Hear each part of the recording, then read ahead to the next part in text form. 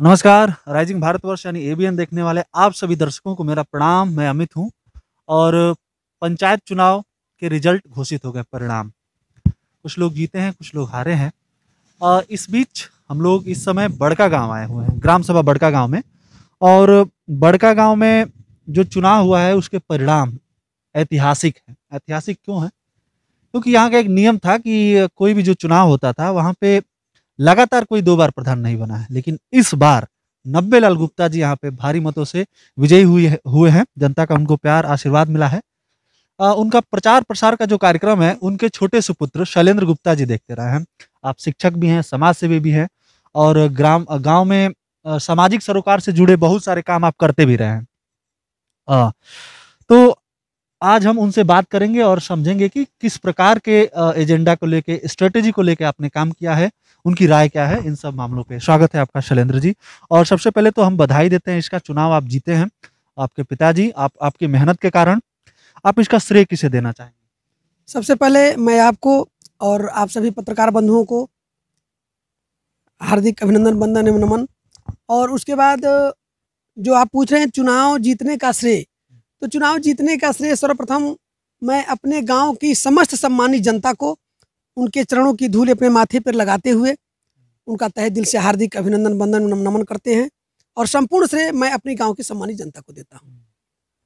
अच्छा गुप्ता जी, जैसे पिछली बार भी आप लोग चुनाव में प्रचार प्रसार किए, जी, विजयी हुए। जी। उस बार आपको इतनी मेहनत नहीं करनी पड़ेगी, या यूँ कहें कि इस बार की जो मेहनत है, वो ज़्यादा आपको मेहनत थोड़ी करनी पड़ी। क्या कारण रहा? देखिए, मेहनत की जहाँ तक बात रही, मेहनत तो चुनाव में जो भी प्रत्याशी आ जाता है, जब तक रिजल्ट नहीं आता है, तब तक वो मेहनत ही मेहनत करता है। और चुनाव में जो भी प्रत्याशी आ जाते हैं, लगभग सभी लोग अपने आप को जीतते हुए महसूस करते हैं। फिर भी हम भी मेहनत किए और हमसे ज़्यादा हमको चाहने वाले लोग भले ही पर्दे पे न आए, अंदर ही अंदर बहुत मेहनत किए, क्योंकि लोगों के प्रति जो हमारा प्रेम था, लोगों के दिल में जो हमारी जगह थी, वो कहीं न कहीं आज उजागर हुई है।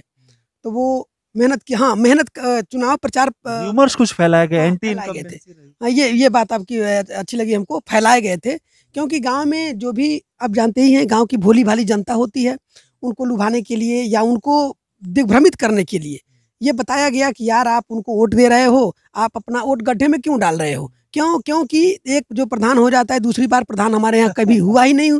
तो ये लोगों ने कहा कि वो नहीं होंगे, आप यहाँ वोट करिए। तो ये रूमर कहीं न कहीं काम किया और हमारे वोट 2, 4, 10 कहिए, कुछ भी वोटर कहिए, मोटिवेट कर दिए गए। अच्छा, कोविड का प्रभाव पड़ा? अरे कोविड का प्रभाव तो हम बार-बार कह रहे हैं कि कोविड का प्रभाव तो रहा। प्रचार प्रसार करने में, चूँकि हम शासन और प्रशासन दोनों को अहम भूमिका देते हैं अपने जीवन में, और ये प्रचार प्रसार करने में भी कोविड के जो प्रोटोकॉल हैं, जो गाइडलाइन है, उसको देखते हुए हमने प्रचार प्रसार किया। अब चूँकि लोगों के पास नहीं जा पाए, बैठ नहीं पाए, दूर से ही जो कुछ भी करना बिल्कुल, करना बिल्कुल। रहा वो करते रहे, तो इसका भी प्रभाव कहीं न कहीं हमारे चुनाव में पड़ा। अच्छा शैलेंद्र जी, जैसे चुनाव जीतने के पहले लोग पैर को आके चूम भी लेते हैं। घर में आके कहल जाला कि गोबर भी काछे लागेला लोग। लेकिन चुनाव के बाद लोग लात मार देते हैं। गाँव में कहावत भी है कि जीत गए तो रम, नहीं जीते तो बम। तो आप कौन से वाले हैं? रम वाले हैं कि नहीं, नहीं, बम नहीं, वाले हैं? ऐसी बात, देखिए ऐसी बात नहीं है। बुरा ना मत मानिएगा नहीं, जैसे। नहीं, ना हम रम वाले हैं और ना बम वाले हैं। देखिए, हमारा परिवार एक सात्विक विचारधारा वाला परिवार है। हमारे यहाँ सन 1975 से लेकर आज तक अनवरत हमारे पिताजी द्वारा गाँव में गाँव के लोगों के सहयोग से रामलीला का अनुष्ठान कराया जाता है। क्या बात है! माँ दुर्गा की शानदार। प्रतिमा रखकर पूजा अर्चन किया जाता है। गाँव के सभी लोग सहयोग करते हैं उसमें। तो इससे आप अनुमान लगा सकते हैं कि हम लोग ना रम वाले हैं, ना बम वाले हैं, सात्विक विचारधारा वाले लोग हैं। और हमेशा सबके सुख-दुःख में सहयोग करने वाले लोग हैं और हमारे सुख-दुःख में भी लोग सहयोग करते हैं। तो इससे आप अनुमान लगा लीजिए, ना हम रम वाले हैं, ना बम वाले हैं, ऐसी ऐसी कहीं बात नहीं है। अच्छा शैलेंद्र जी, एक सवाल ये भी है कि जैसे चुनाव के समय प्रत्याशियों में काफ़ी ज़्यादा जैसे मनमुटाव हो जाता है। तो ये चुनाव तक ही सीमित रहता है कि चुनाव के बाद? आपके गाँव की क्या स्थिति रही? नहीं, हमारे गाँव में जो इस बार का चुनाव रहा, बहुत ही शांतिपूर्ण रहा। चुनाव प्रचार-प्रसार से लेकर कहिए या पर्चा दाखिला से लेकर कहिए, कहीं कोई बयानबाज़ी, कोई जुलूस, कहीं कुछ नहीं हुआ। पर्चा दाखिला के नाम पे 2 लोग गए, प्रत्याशी और उसके उनके प्रस्तावक गए, पर्चा दाखिला करके आराम से घर चले आए। सभी लोग अपने-अपने स्तर से अपना प्रचार-प्रसार किए। कहीं कोई गुटबाज़ी नहीं, कोई बोलबंदी नहीं। इसका मतलब हमारे गांव पे इस बार असर नहीं दिखा है। शांति के साथ चुनाव प्रक्रिया 26 तारीख को 6 बजे संपन्न हो गई।